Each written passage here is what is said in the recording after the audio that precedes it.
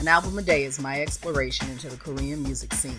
This podcast will cover mainstream, indie, and some underground artists within the scene and provide both factual and opinionated commentary. The biggest benefit to sharing my thoughts this way is that it will hopefully expose you to more great music and exploration of your own. I feel some type of way because I've been up early this morning getting things ready to record, and as soon as I turned on the recorder, the ice machine in my fridge decided it was going to kick off. That's not what I needed. Everything was completely silent.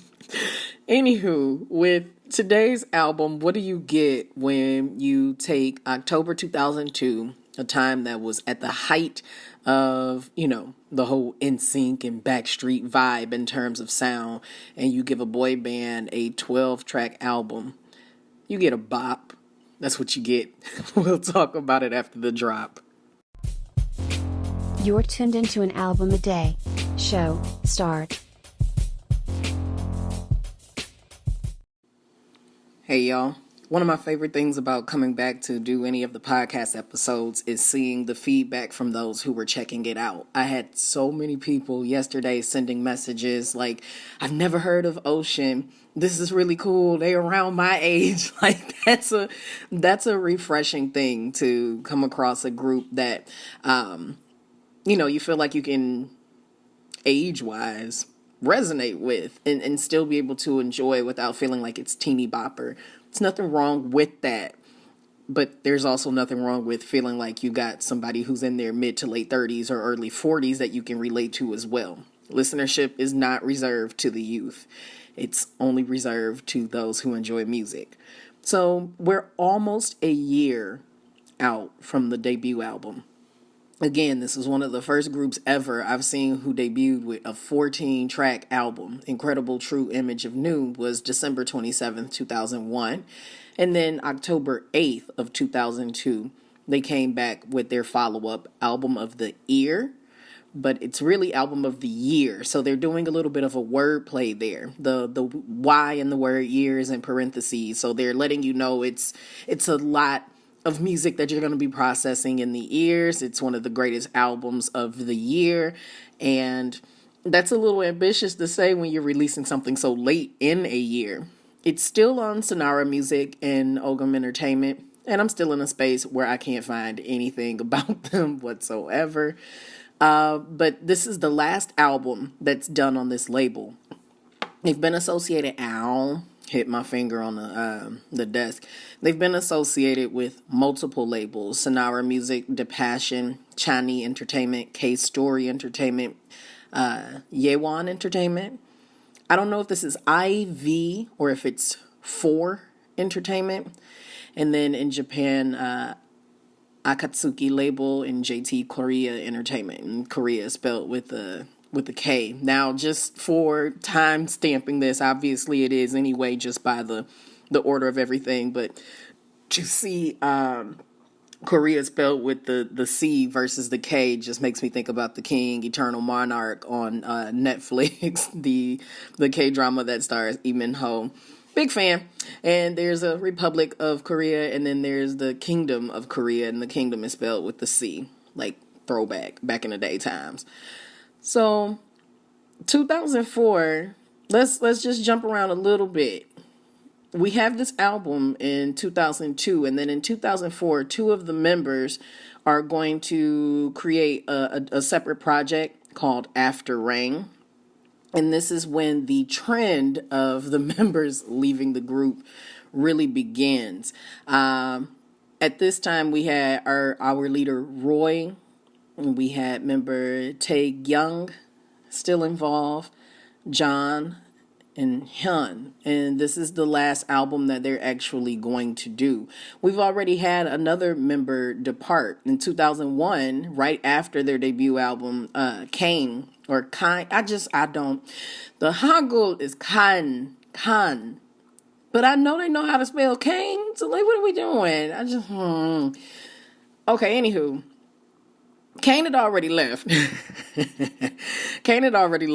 So we have 2 other members departing at this time to do their own projects and things of that sort. There's no implied animosity, but additionally, there's no information about what occurred during these adjustments. Just very, very generalized information. And we still have other departures going before we get to the 2012 album. We still have one more in the double O's. So, album of the year is a 12-track album. The titles of these tracks, and I'm giving you the English names, of course: 24/7, I Wish You, Come to Me, My Love, I Miss You, Winter Gift, Eternity, Everything. Sorry, I'm going to get into why I laughed. Everything, Thanks, Attaboy, You and I Dream, You End Me, and Azalea. So some of the word choices, the spelling choices on here, if you will. With the first album, everything was spelled exactly as it sounds in English and as it says, but they decided to embrace that whole, hey, we're a early 2000s boy band vibe. There's a lot of the letter U instead of spelling out the word U. Come to Me, My Love, the 2 is the number 2. Attaboy, that's, colloquial, atta, A-T-T-A. And then Everything, there's no reason to have dropped the G. There's, in an attempt to come off very English hip and whatnot. And they do have a Korean American member within the group. I don't see how he could not contribute to them not dropping that. Why would you take everything? Don't nobody say everything. We say everything. Or everything. So it should have been Everythang if you want to make it a little bit more hip and American urban-esque, if that was the attempt. Don't nobody drop the G. Don't nobody drop the G. There is a G sound and a K sound in Hangul. So this would have been obtainable. I don't know why they did that. Whatever. It humors me. It was unnecessary, and it's just a reflection of the historical strangeness of English usage in K-pop. The album is awesome. It's a really fun track to listen to. I just said on the previous album how I didn't feel like it had that quintessential American boy band vibe, but this one does. And it starts with that. It doesn't stay in that pocket, but it starts with that. Excuse me, 24/7 and I Wish You are the lead tracks from this album, and they were hard to find. If it wasn't for the YouTube channel Entertainment World, who has a whopping 533 subscribers, a lot of these songs I would not have been able to hear. Wow. What tense are we speaking in? A lot of these songs I wouldn't have been able to hear, wouldn't been able to hear. I swear, if it wasn't for that, I would have had some difficulty. There are other channels like Classic K-pop 427 on YouTube, but I found an abundance of what I needed on Entertainment World on YouTube. So very much appreciated. Shout out to that channel. I think the most unexpected thing is the transition in tempo and composition with the song Winter Gift. I really, really enjoy how it has like a semi-disco vibe to it.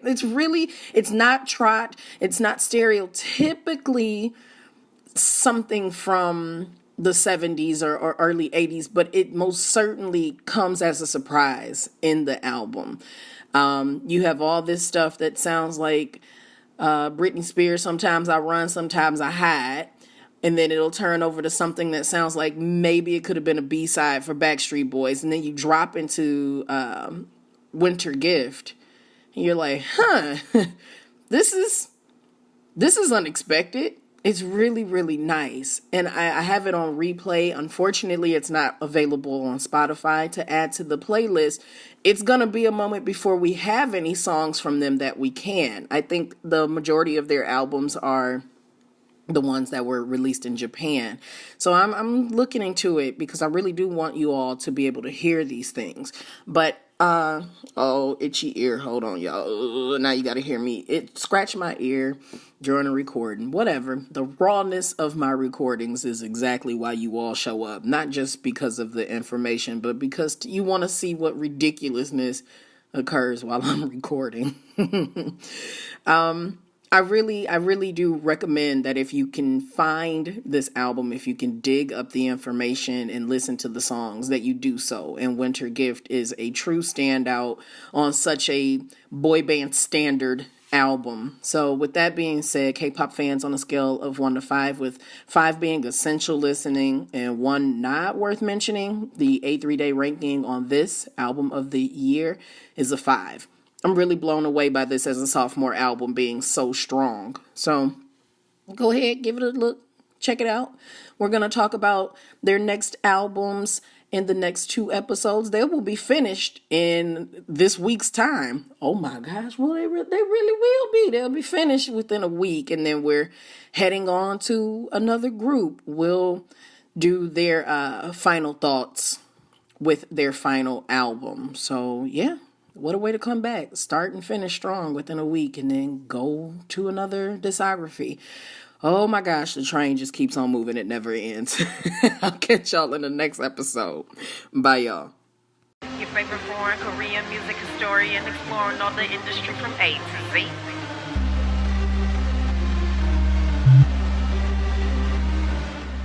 There are sponsored ads and social media hashtags, but this show is truly supported by the efforts of my McWallas, the most amazing fan base a little entertainer could ever have.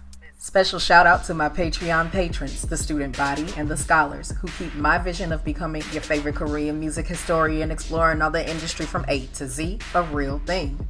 If you're interested in supporting the growth of this podcast and supporting content, please visit patreon.com/multifacetedacg. And for as little as $1 a month, you can get in on the magic too. Interested in continuing your support at the free $99 price? I love you for it. You can still engage with the show when you retweet, repost, and share the show and use hashtag A3, and the word DAY.